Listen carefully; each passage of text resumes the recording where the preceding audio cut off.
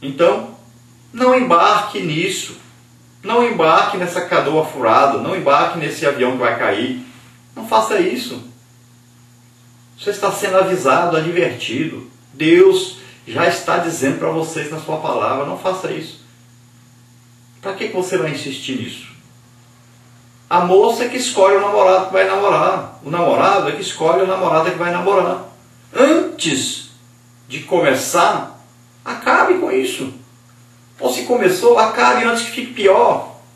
As amizades, quem escolhe as amizades somos nós. Nós não podemos ser amigos de ímpios. Se você começar a andar com alguém que conta piada, daqui a pouco você está contando piada. Se você começar a andar com pessoas que assistem novela, filme pornográfico, daqui a pouquinho você está fazendo a mesma coisa. Se você começar a andar direto com a pessoa que anda em jogos, pornografia na internet, essas coisas, daqui a pouquinho você está do mesmo jeito. Então você pode ter contato com as pessoas, mas falar de Jesus para elas, convidar para ir para a igreja, mas não se misturar com elas, nem fazer as mesmas coisas que elas fazem. Então cuidado, a amizade é você que escolhe. Ninguém te obriga a ser amigo de outra pessoa, não. E o verdadeiro amigo é aquele que fala de Jesus para o outro, que convida para ir para a igreja. Não é aquele que participa das mesmas coisas. Ah, eu vou na sua igreja se você fizer isso. Ah, se você for à minha igreja. Ah, se você... não sei o quê. Para com isso. Você é filho de Deus, sabe que está certo e que está errado. Então não faça pacto com o diabo. Não faça contrato com ele. Não se misture com ele. Então você pai, você professor, que tipo de ensino você está dando? Que tipo de instrução os seus filhos estão recebendo? Então os pais são os maiores responsáveis por seus filhos, o futuro dos seus filhos. Os pais estão aí, olhando, vendo o que está acontecendo. E depois os líderes, porque estes que estão aí tentando ou pensando em fazer alguma coisa errada, assim se misturar com o mundo, eles se espelham em seus líderes. Eles vão olhar a vida dos seus líderes. E muitas vezes o líder, ao invés de inspirar confiança, santidade, separação para Deus, o líder está causando escândalo no rebanho. Está fazendo com que o rebanho desconsidere a palavra de Deus. Então você vê, na maioria das famílias, às vezes os filhos querem servir a Deus e os pais não querem. Acabam muitos desses filhos se desviando do caminho do Senhor. Porque os seus pais não influenciaram para o bem, não foram com eles, não se incentivaram. Acontece muito isso nas famílias. Às vezes a esposa é crente, o marido não é. E aí fica essa divisão, essa briga, o tempo todo. E o que ocorre é que a parte espiritual fica prejudicada. Muitas vezes um acaba ganhando, um acaba vencendo o outro. E com isso o reino de Deus é que perde. A comunhão com Deus é perdida nessa família. Vamos passar aí pelos principais pontos da nossa lição. As partes, são 3 partes. Nós vamos ver aí a parte número 1, o casamento no Antigo Testamento. Dentro dessa primeira parte nós temos aí a natureza do casamento, casamentos proibidos. Na parte 2 nós temos aí o casamento misto no tempo de Neemias. Nessa parte 2 nós temos aí a constatação do erro e as consequências do casamento misto. Depois, na parte 3, nós temos aí responsabilidade ministerial acerca do casamento. Então nós temos aí o julgo desigual, as consequências do julgo desigual e uma recomendação sempre atual. Vamos ver primeiro então dentro da nossa introdução que diz aí. O que é o casamento? Não é um mero contrato social, nem um subproduto da cultura humana. O casamento é uma instituição divina e como tal deve ser devidamente considerado, conforme recomenda-nos a palavra de Deus. Venerado seja entre todos o matrimônio e o leito sem mácula.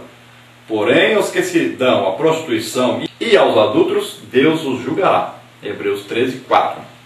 Então veja bem que o ensino básico sobre o casamento é o seguinte. O casamento é primeiro uma aliança entre Deus e o homem. A primeira coisa que se deve fazer é explicar isso a quem vai se casar. O casamento, em primeiro lugar, é uma aliança entre aqueles que estarão se casando e Deus. É um compromisso assumido com Deus, de que eles vão se amar, se respeitar, vão ajudar uns aos outros, vão ali estar o tempo todo em comunhão com o outro, o marido dando sustento à esposa, a esposa amando o seu esposo.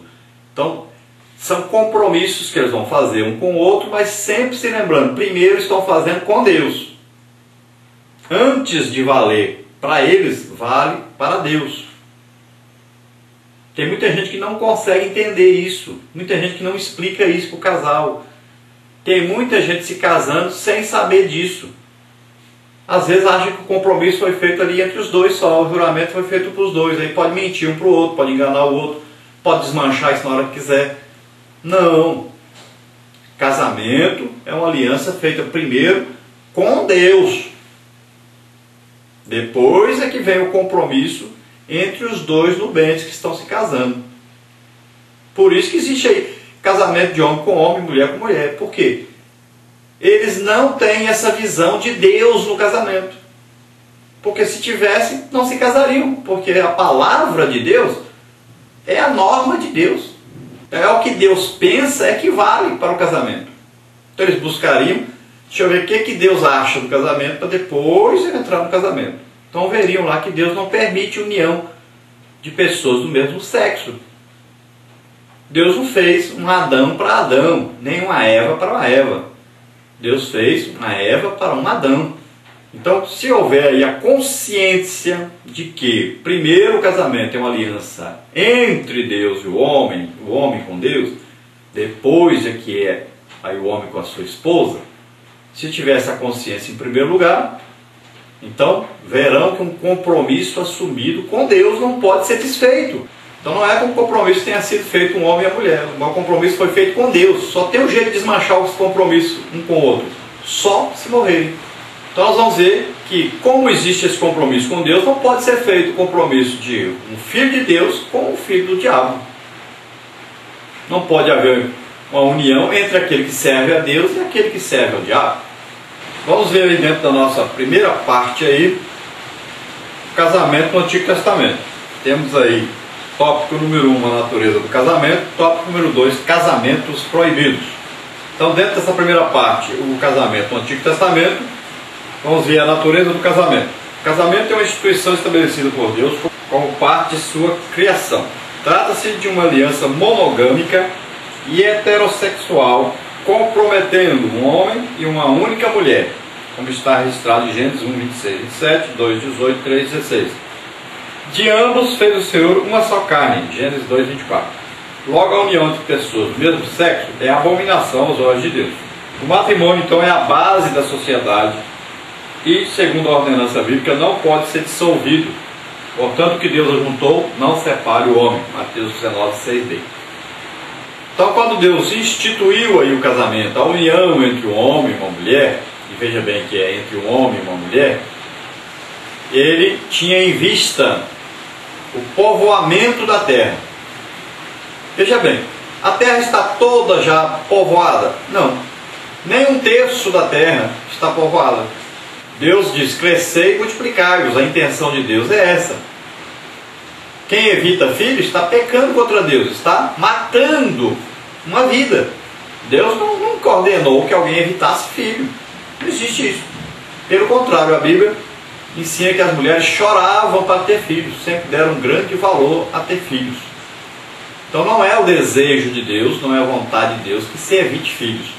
O que está acontecendo no mundo hoje? Cada vez se vê menos pessoas no mundo. Está faltando gente na Europa, principalmente, está faltando gente para trabalhar. Por que essa crise? É fácil. Falta jovens, falta força física para trabalhar. Ficaram velhos, a Previdência tem que pagar a aposentadoria de todos esses velhos e não existe uma força jovem para substituir os velhos que trabalhavam. Muito simples. Por quê? Começaram a evitar filhos. Os casais queriam no máximo um filho só. E está faltando pessoas para trabalhar. Vai pessoas de outros lugares para lá, mas são pouquíssimas pessoas. Nunca houve uma época que tivesse tanta gente estrangeira lá como tem hoje. Por quê? Porque não tem quem trabalhe lá. A força física, a força jovem não existe. E o que está ocorrendo? Até os crentes começaram a evitar filhos. E aí o que ocorre? Falta mais pessoas crentes no mundo para evangelizar o mundo. Quem é que mais tem filhos hoje? Os islâmicos. O que eles estão fazendo? Estão crescendo mais do que outras religiões, porque têm mais filhos. E ao invés do mundo conhecer a Cristo, vão conhecer outra pessoa, vão ter outro tipo de religião, porque os próprios crentes estão aí matando. A Bíblia diz, olha, não matarás. Então quando você está evitando filho, você está matando uma vida, destruindo uma vida. Deus disse, olha, eu te conheci antes que você se formasse do ventre da sua mãe. Então veja só, olhe a palavra de Deus, veja o que diz a palavra de Deus, e pare com esse negócio. O casamento, ele existe para procriação. O primeiro motivo do casamento é procriação. Se você não quer ter filho, não pode se casar. É o princípio básico do casamento. Então, não pode se casar. Outro princípio básico então do casamento é esse. O casamento é monogâmico e é heterossexual.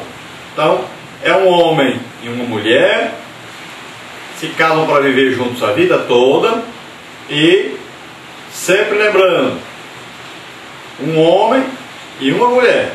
Então é uma aliança, é um compromisso, primeiro feito com Deus e depois entre os dois, um com o outro. Não pode ser quebrado, é até que a morte os separe. Só existe a separação com a morte. E depois da morte?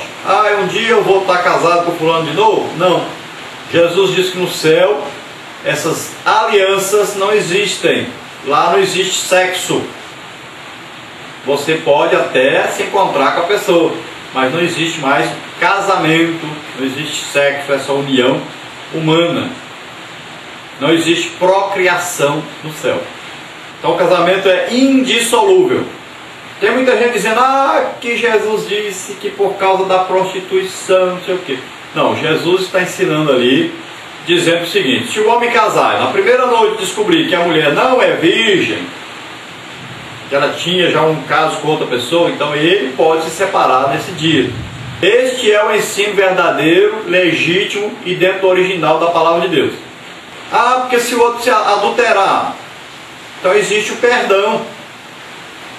Jesus disse isso. Então você deve perdoar. Não acabou a vida não.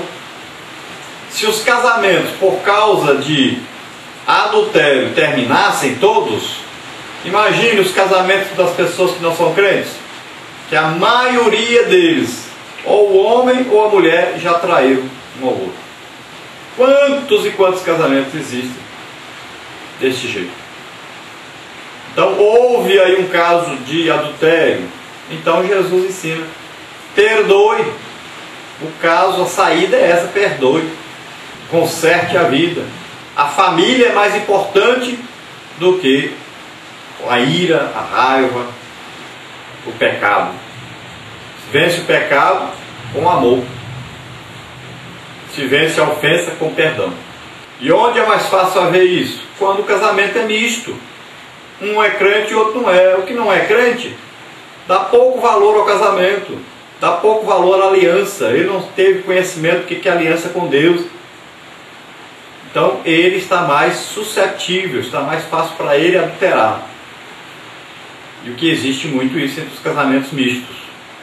Então você guardando a palavra de Deus, fazendo o que Deus orienta, qual o cônjuge que vai trair o outro sabendo que fez uma aliança com Deus? E que a palavra de Deus diz, maldito o leito que for maculado, maldito aquele que trair a sua esposa, maldito aquele que adulterar, ou a esposa adulterar, ou o marido adulterar, porque o compromisso é feito com Deus. Quando se tem essa consciência, quem é que vai fazer isso? Se a pessoa teme a Deus. Então ele vai sempre se lembrar do compromisso com Deus e não vai adulterar. Então o casamento, aí a família, é a base da sociedade. Tudo começa com a família. Se a família não estiver bem, nada.